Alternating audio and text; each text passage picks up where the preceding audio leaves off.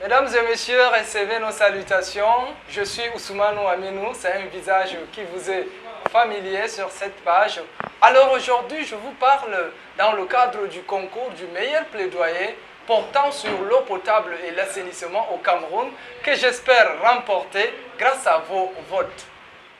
785 millions de personnes dans le monde n'ont pas accès à une alimentation en eau salubre, parmi lesquelles 400 millions vivent en Afrique subsaharienne.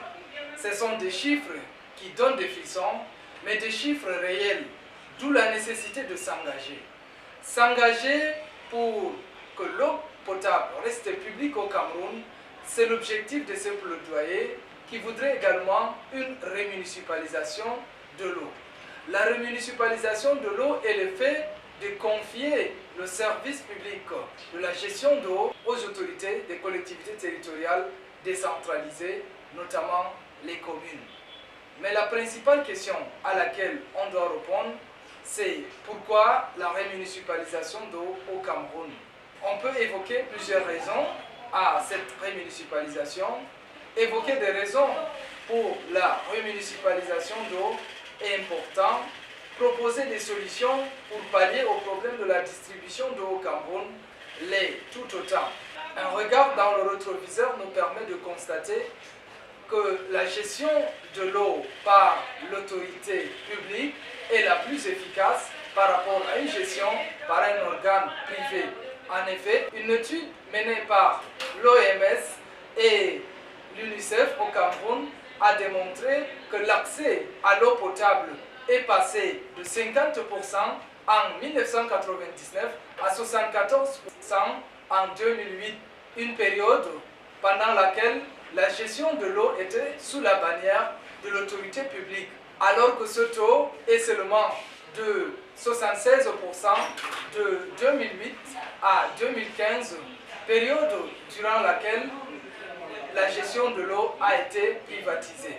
La privatisation entraîne donc des impacts néfastes, parmi lesquels des conflits entre les gestionnaires et les employés de ces sociétés de gestion de l'eau. Pour toutes ces raisons, nous devons donc penser aux mesures qui doivent nous permettre de pallier aux problèmes de distribution d'eau au Cameroun. Parmi ces mesures, la plus importante d'ailleurs est la décentralisation de la gestion de l'eau, qui est la remunicipalisation proprement dite. La décentralisation voudrait que l'on confie à la gestion de l'eau aux collectivités territoriales décentralisées dans tout le Cameroun, parce que les collectivités territoriales décentralisées maîtrisent mieux les réalités locales. Parmi les mesures qu'on doit également prendre figure en bonne posture le renforcement de la participation citoyenne. En effet, la population doit s'impliquer davantage dans la distribution d'eau en mobilisant les moyens financiers capables de pouvoir pallier à ce problème. Parmi les mesures qu'on doit également adopter, la prise des mesures susceptibles de réhabilitation des infrastructures de distribution. En effet, l'une des causes des coupures d'eau est la vétusté des équipements. Il faut donc repérer les fuites et réparer les équipements pour une distribution sans anicroche. Parmi les mesures qu'on doit également adopter, la bonne gestion des ressources humaines.